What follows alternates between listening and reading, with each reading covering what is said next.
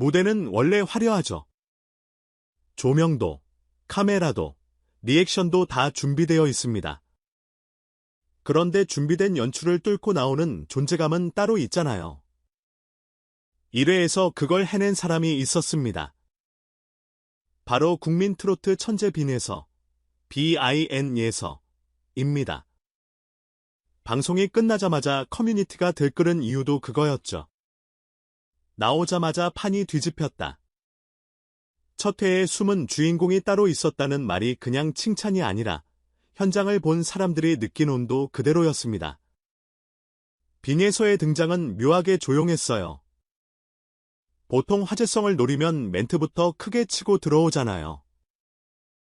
저는 누구입니다. 이런 사연이 있습니다. 같은 포장으로 시선을 끌기도 하고요. 그런데 빈에서는 그런 방식이 아니었습니다. 말보다 먼저 첫 소절로 들어왔습니다. 그리고 그 첫 소절이 나오는 순간 이상하게 스튜디오가 조용해졌어요. 조용해졌다는 게 심심해졌다는 뜻이 아닙니다. 오히려 반대죠. 사람들이 숨을 덜 쉬기 시작하는 그 조용함. 지금 놓치면 안 된다는 집중의 정적. 딱 그 분위기였습니다. 무대는 길지 않았습니다. 그런데 그 짧은 시간 안에 엄청난 내공이 보였어요.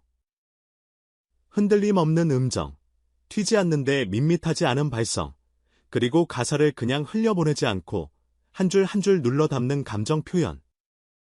이게 사실 말이 쉽지. 어린 나이에 실제로는 정말 표현하기 어려운 기술이거든요.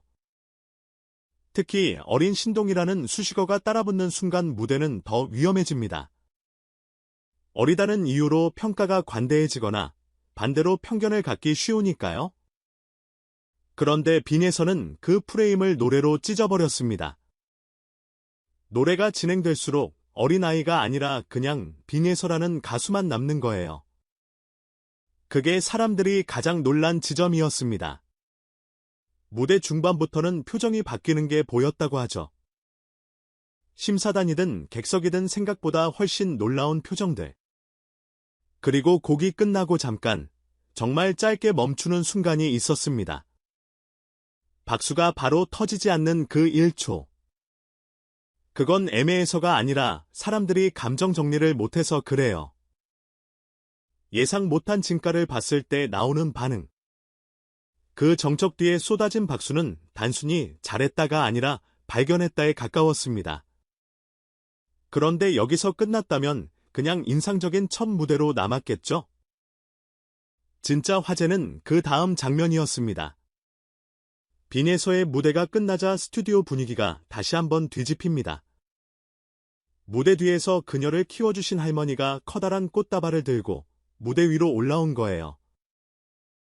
서바이벌에서 이런 장면은 흔하지 않습니다. 경쟁이 전제인 공간에서 가족이 무대에 올라오는 순간 분위기가 확 달라지거든요. 현장은 순식간에 술렁였고 카메라는 당연히 그 장면을 놓칠 수 없었습니다. 할머니는 환하게 웃으면서 손녀에게 다가가 꽃다발을 건네고 포옹을 했습니다. 그 순간이 묘했어요. 응원은 응원인데 그냥 수고했어 정도가 아니었습니다.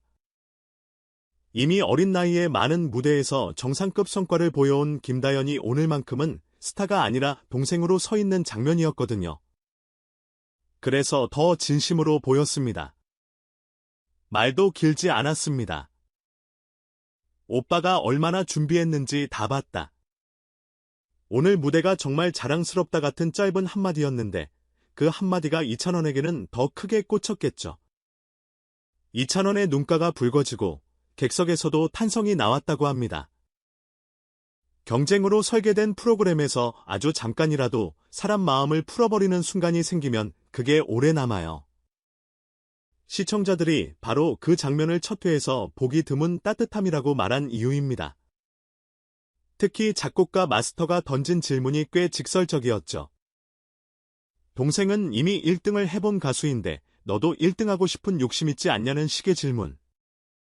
얼핏 보면 가벼운 압박처럼 들릴 수 있지만 사실 그 안에는 인정이 들어 있습니다. 너는 그냥 스토리로 나온 사람이 아니다. 이제부터는 경쟁자로 본다 이 뉘앙스가 깔려 있었어요. 이찬원에게는 부담이기도 하지만 한편으론 가장 강력한 인증이죠. 무대 한 번으로 참가자가 아니라 변수가 됐다는 뜻이니까요. 같은 날 전혀 다른 결의 뉴스가 또 터졌습니다.